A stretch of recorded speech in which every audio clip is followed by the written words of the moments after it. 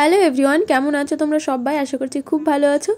আমরা মোটামুটি ভালো আছি, কিন্তু আমি বেশি ভালো নেই। হঠাৎ করেই আমার বিকালবেলা ঠান্ডা লেগে গেছে। সকালবেলাটা ঠিক ছিল, কিন্তু ওই দুপুরের পরপর না কীভাবে জানি না ঠান্ডা লেগে গেছে। আজকের আবহাওয়াটা বেশি ভালো ছিল না, মানে আমার শ্যুট করেনি, ওই জন্য হয়তো হুট করে ঠান্ডা লেগে গেছে।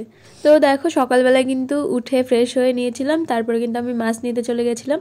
মা স্কুলে চলে গেল, আমি এই যে 2 রকমের মাছ নিয়ে এসেছি। একটা হচ্ছে ছোট কাতলা মাছ, এটা তাজা ছিল, এটাকে কাটা হয়েছে, মানে ওই দাদাটাই কেটে দিয়েছে। আর এই যে ছোটো মাছগুলো, এগুলো কিন্তু বাড়িতে এসে কেটেছি আমি।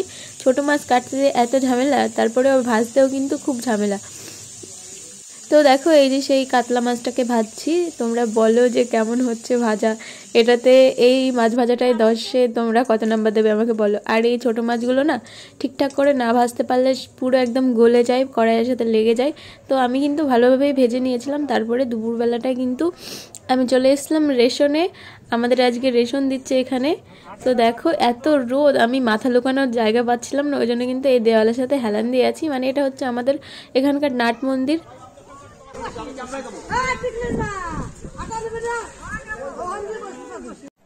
ওই যে রেশন নিলাম, তারপরে বাড়িতে এসে স্নান করেছি। স্নান করার পরে থেকে কিন্তু আমার ভালো লাগছিল না, তারপরে অনেকক্ষণ শুয়েছিলাম। এবার ঘুমও আসছে না, এত খারাপ লাগছে। তারপরে কিন্তু সন্ধ্যাবেলায় রেডি হয়ে নিয়েছিলাম মা আর আমি। এখন কিন্তু আমরা চলে এসেছি আস্তলনগরে মহোৎসবে, যে মাঠে বড় মহোৎসব হয় ওইখানটাই। আজকে হচ্ছে 5 তারিখ বুধবার। তোমরা কে কে এসেছিলে সেটা কিন্তু অবশ্যই কমেন্ট করে জানিও। তো দেখো এই যে আমরা টোটোতে করে এসে নামলাম। এখন কিন্তু আমরা ঢুকবো মন্দিরের ওখানে। ভিতরে গেছে মানুষ হয়, তাহলে ঠাকুরের ভক্তের সেবার জন্য চালের ডালে 10 কেজি এবং 500 টাকা দিয়ে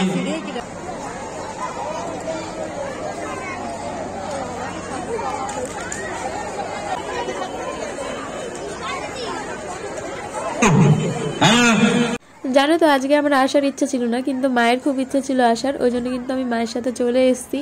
আর মা বলে কি তুই চল, না হলে আমার ভালো লাগবে না, একা একা ঘুরে ভালো লাগে না। আর আমার মায়ের চোখে কি যেন একটা লেগেছে, একটা চোখ ফুলে গেছে, তবুও কিন্তু আমার মা এসছে, এতই আসার ইচ্ছা। এখানে আমরা ঠাকুরকে প্রণাম করলাম। প্রণাম করে এখন কিন্তু আমরা মেলার মধ্যে চলে যাব, আর যেখানে প্রসাদ দিচ্ছে মানে খেতে দিচ্ছে সবাইকে সেখানে চলে যাব।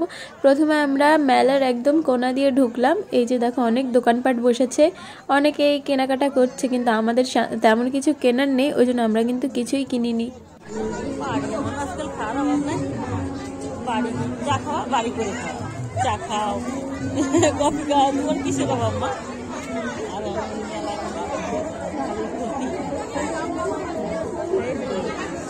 মেলায় 1 পাক দেওয়ার পরে আমরা কিন্তু খেতে বসে গেছি। দেখো ডাল দিয়েছে, ভাত দিয়েছে, আর দিয়েছে কপির ঘ্যাট বা কিছু একটা, কপি ভাজা টাইপের। এটা কি সঠিক আমি বলতে পারছি না। তারপরে কিন্তু প্রসাদ দিয়ে দিয়েছে, ভোগের প্রসাদ। এরপরে আর একটা তরকারি দিয়েছে, তারপরে চাটনি, ব্যাস। আর খেতে কিন্তু দারুণ হয়েছিল। আগের বার পনিরের তরকারি দিয়েছিল, এবার কিন্তু পনিরের তরকারি দেয়নি। কেন দেয়নি জানি না, আমি ঠিক বলতে পারবো না। আমি ভাবছিলাম যে পনির দেবে খেতে, আমি মাকে বলছিলাম এরপর হয়তো পনির দেবে, কিন্তু মা বলছে যে হয়তো দেবে না। তো মায়ের কথাই ঠিক হলো। আমি আমার মায়ের কাছ থেকে একটা জিনিস শিখেছি, কি বলো তো সেটা, আমি প্রত্যেক জায়গায় দেখি যে আমার মা যেখানে যায় খেতে বসে, সেখানে যতটা পারে খাওয়ার পরে কিন্তু পরিষ্কার করে রাখে। আমার মা কিন্তু দেখো খাওয়ার পরে থালাগুলোও গুছিয়ে রেখেছে। তারপরে আমাদের খাওয়া দাওয়ার পরে আমরা যখন বেরোচ্ছিলাম, তখন এই যে দেখো তোমাদেরও দেখাই, এখানে রান্না হচ্ছে। আর ওই যে সামনে যে ঘরটা দেখছো, ওটাতে হচ্ছে সব খাবার রাখা আছে, মানে ওখানে রান্না করে সব খাবার রাখছে, তারপরে ওখান থেকে নিয়ে সবাইকে দিচ্ছে খেতে।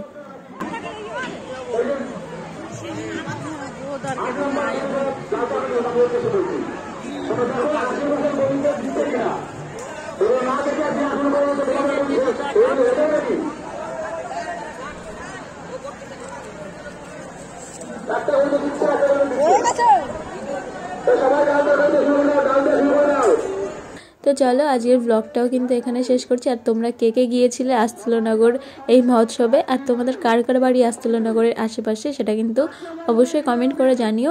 আজকের ভিডিওটা ভালো লাগলে অবশ্যই একটা লাইক করে দিও। দেখা হবে তোমাদের সঙ্গে নেক্সট ব্লগে। সবাই খুব ভালো থেকো।